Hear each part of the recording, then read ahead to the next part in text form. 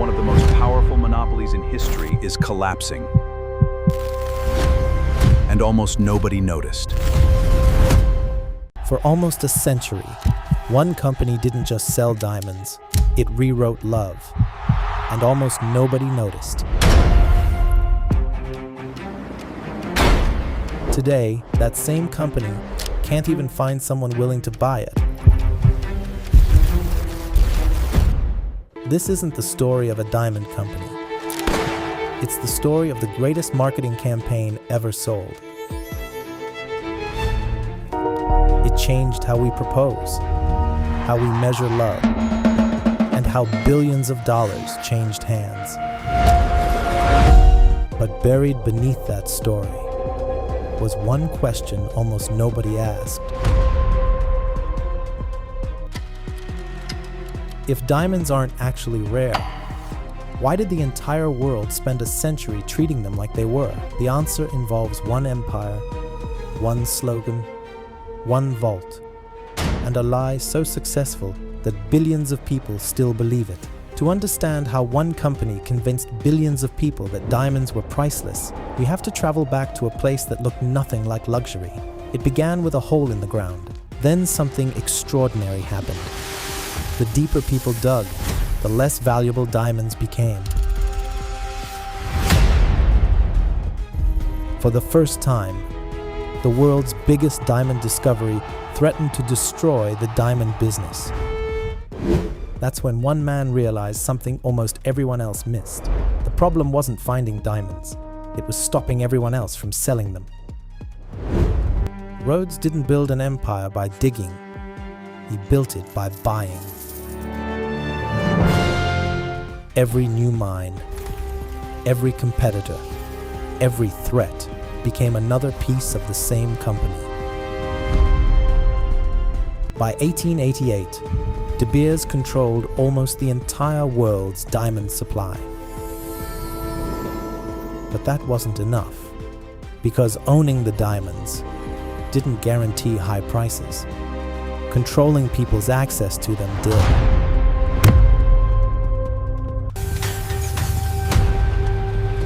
Every diamond locked away made every diamond in a jewelry store appear more valuable. For decades, the world believed diamonds were becoming rarer. In reality, they were simply becoming harder to reach. The rarer diamonds looked, the more people wanted them. Nothing about the stone had changed, only the story. So De Beers did something almost unbelievable. They hid their own product. For decades, the strategy worked. Then the Great Depression arrived, and belief alone wasn't enough. People weren't rejecting diamonds. They simply couldn't afford them. So De Beers faced a terrifying question. Will you lower prices? Admit diamonds aren't rare? Or convince the world they're priceless? De Beers hired an advertising agency, not to sell diamonds, to sell an ideal. Move-ins, celebrities, fashion magazines, schools, royal weddings. Slowly, they rewrote what love looked like. Then, in 1947, a copywriter named Francis Garrity 4 words that would change billions of dollars and billions of relationships. Those 4 words did something almost impossible. They convinced millions of people that selling a diamond was wrong. And that changed everything. Think about it. Gold gets melted. Cars get traded. Homes get sold. Diamonds? Most never return to the market. Why? That meant fewer second-hand diamonds, less competition, higher prices, all without mining a single extra stone. It wasn't culture. It wasn't tradition. It wasn't history. It was advertising. Then they pushed the idea even further. How much should love cost? 2 months' salary. By the late 20th century, The machine was unstoppable. De Beers controlled almost 90% of the world's diamonds. Prices barely moved. Whenever too many diamonds appeared, they simply disappeared. But monopolies don't collapse because they're weak. They collapse because they become too powerful. In the 1990s, diamonds started funding something much darker. Civil wars across Africa. Entire rebel armies traded tiny stones for rifles, for ammunition, for power. Public outrage exploded. The industry promised to fix it. They called the solution the Kimberley process. On paper, it looked like the answer. Critics say it never really was. At the same time, another threat was growing. This one came from courtrooms. For decades, America wouldn't even let De Beers sell diamonds directly. Then came lawsuits, price fixing, antitrust investigations. The monopoly was beginning to crack. Europe dealt another blow. De Beers could no longer buy Russian diamonds the way it once had. For the first time in generations, De Beers had real competition, and it had absolutely no idea something far more dangerous was about to arrive. By now, De Beers wasn't losing because people stopped buying diamonds. It was losing because it could no longer control them. De Beers' grip loosened from roughly 90% of the market to under 30%. But something strange happened. The monopoly weakened, yet the myth survived.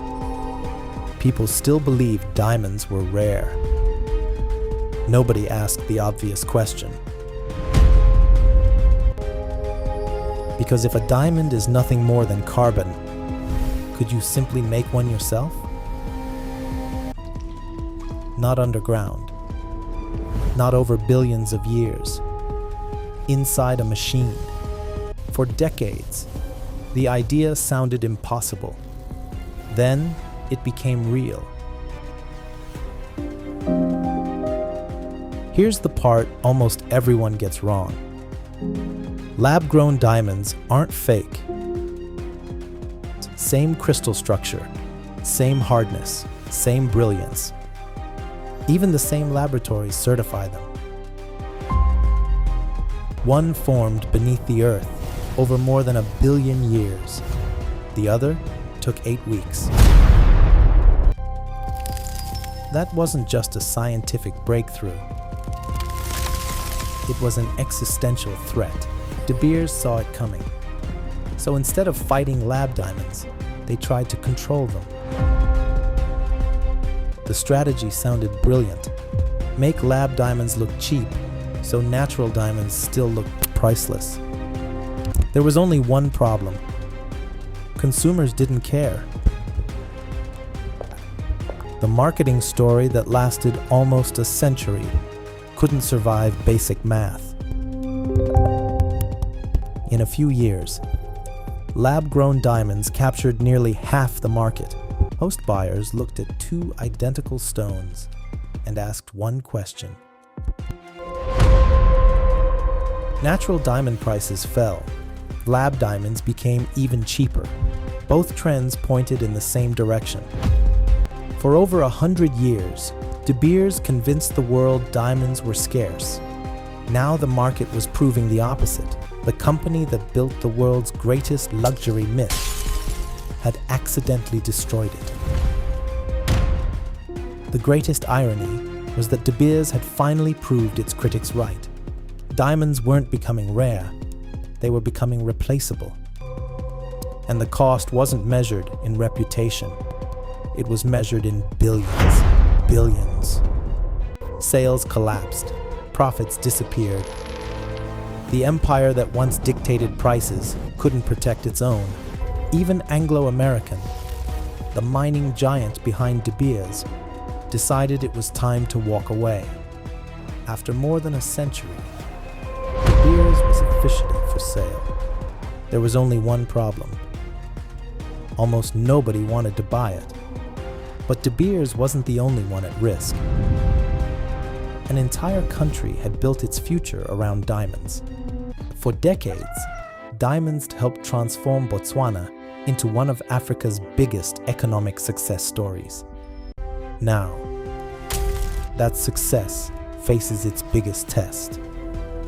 De Beers is cutting buyers, cutting prices, cutting costs. For the first time in decades, the market, not De Beers, was deciding what diamonds were worth. So the company searched for a new strategy.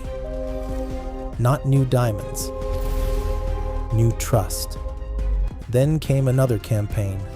This time, the entire industry joined together. Because convincing people that natural diamonds still mattered had become everyone's problem. Think about that for a second.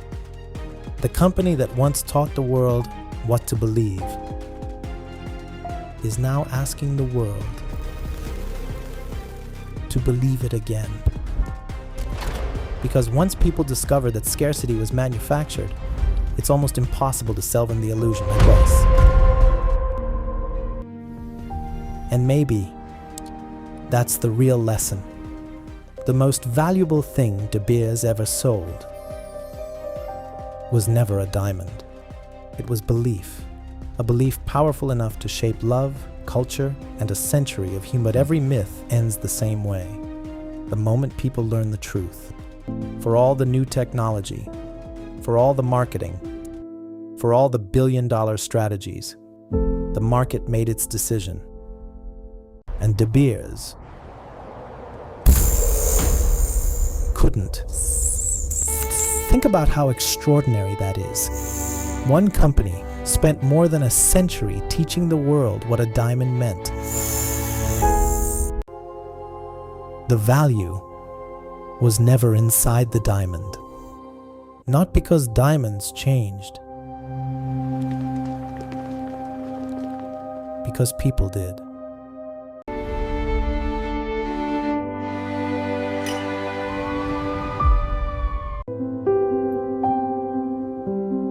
De Beers didn't sell carbon. It sold meaning.